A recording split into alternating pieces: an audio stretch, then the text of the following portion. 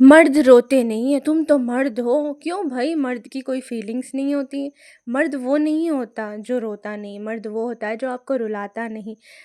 पर इसका मतलब ये नहीं कि उनके दिल में दर्द नहीं होता, उनकी फीलिंग्स नहीं होती। सोसाइटी कहती है मर्द बनो, स्ट्रॉन्ग बनो, आँसू नहीं गिराने, तुम कमज़ोर नज़र आओगे। पर क्या दर्द कभी जेंडर देखकर आता है?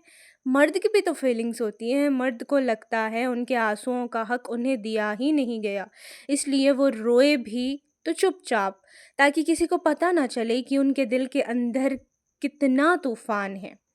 अल्लाह ने कुरान में कहा है मर्द ज़िम्मेदारी उठाने वाला होता है। इसका मतलब ये नहीं कि वो पत्थर है, बल्कि ये कि वो अपने घर को अपने आप से ज़्यादा अहमियत देता है।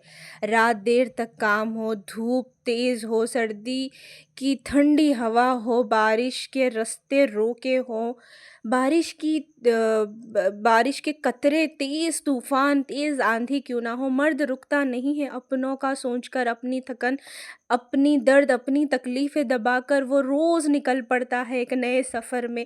वो ढूँढता है घर की खुशियाँ, घर वालों के चेहरे पे एक मुस्कान के लिए वो अपनी सारी थकावटों को छोड़ देता है।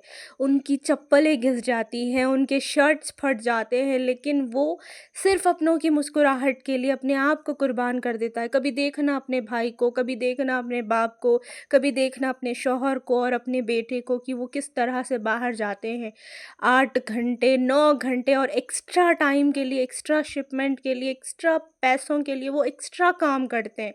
वो नहीं सोचते हैं कि कितनी तकलीफ़ होगी, कभी-कभी तो सारा-सारा दिन भूखे प्यासे होते हैं।